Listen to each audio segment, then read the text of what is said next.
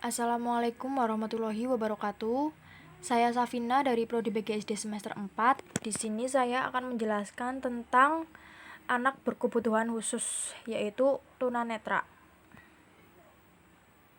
Sesuai dengan Amanat Undang-Undang Dasar tahun 1945 Pasal 31 Ayat 1 dan Undang-Undang Nomor 20 tahun 2003 tentang Sistem Pendidikan, dinyatakan bahwa warga negara mempunyai kesempatan yang sama dalam memperoleh pendidikan yang bermutu. Dalam hal ini termasuk di dalamnya adalah anak yang berkebutuhan khusus. Oleh karena itu, dari individu yang normal sampai individu yang memiliki kekurangan fisik berhak mendapatkan pendidikan. Pendidikan tidaklah membeda-bedakan antara yang satu dengan yang lainnya. Dengan demikian, anak-anak berkebutuhan khusus juga memiliki kesempatan yang sama untuk mendapatkan pendidikan. Anak berkebutuhan khusus adalah anak yang secara signifikan mengalami kelainan atau penyimpangan seperti fisik, mental, intelektual, sosial, emosional dalam proses pertumbuhan atau perkembangannya dibanding dengan anak-anak lain seusianya, sehingga mereka memerlukan pelayanan pendidikan khusus. Ya, di sini saya akan menjelaskan tentang tunanetra. Tunanetra adalah salah satu anak berkebutuhan khusus yang memiliki hambatan pada fisik, khususnya penglihatan.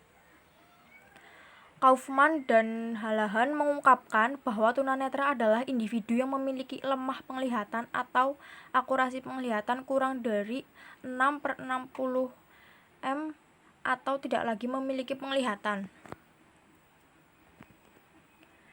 Faktor penyebab anak berkebutuhan khusus. Yang pertama, kejadian sebelum lahir atau prenatal.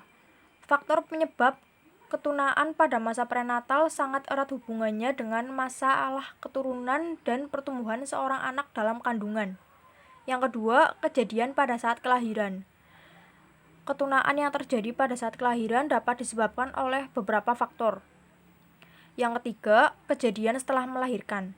Ketunaan pada anak ABK dapat diperoleh setelah kelahiran pula karena juga beberapa faktor.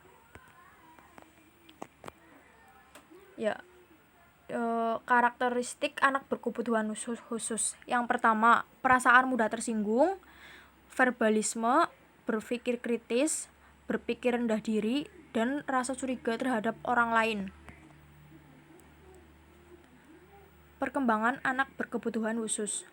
Penyandang tunanetra memiliki masalah perkembangan kognitif, motorik, emosi, dan sosial dibanding dengan anak-anak normal pada umumnya. Karena pengenalan atau pengertian terhadap dunia luar, penyandang tunanetra tidak dapat diperoleh secara lengkap dan utuh. Perkembangan emosi penyandang tunanetra akan sedikit mengalami hambatan dibandingkan dengan individu yang awas. Keterlambatan ini terutama disebabkan oleh keterbatasan kemampuan penyandang tunanetra dalam proses belajar.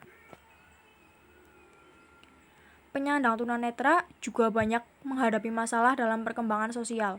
Masalah-masalah yang dialaminya adalah ketakutan menghadapi lingkungan sosial yang lebih luas atau baru, perasaan rendah diri, perasaan malu terutama pada saat membina relasi sosial.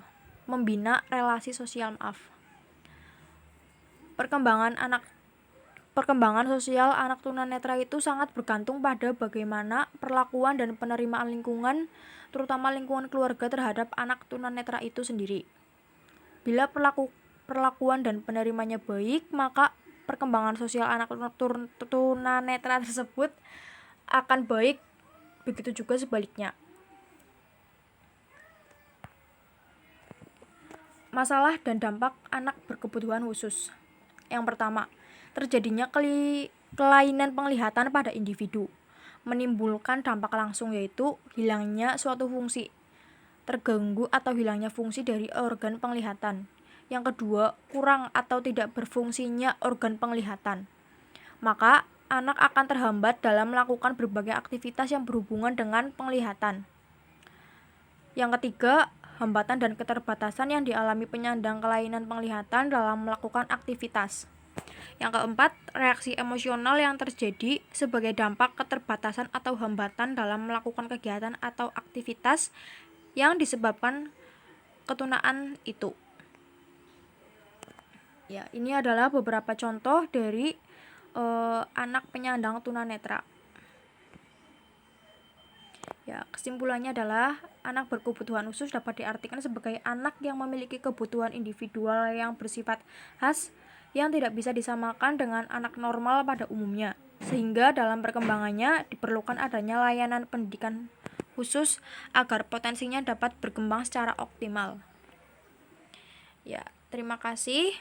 Sekian dari saya. Jika ada salah-salah kata saya mohon maaf. Wassalamualaikum warahmatullahi wabarakatuh.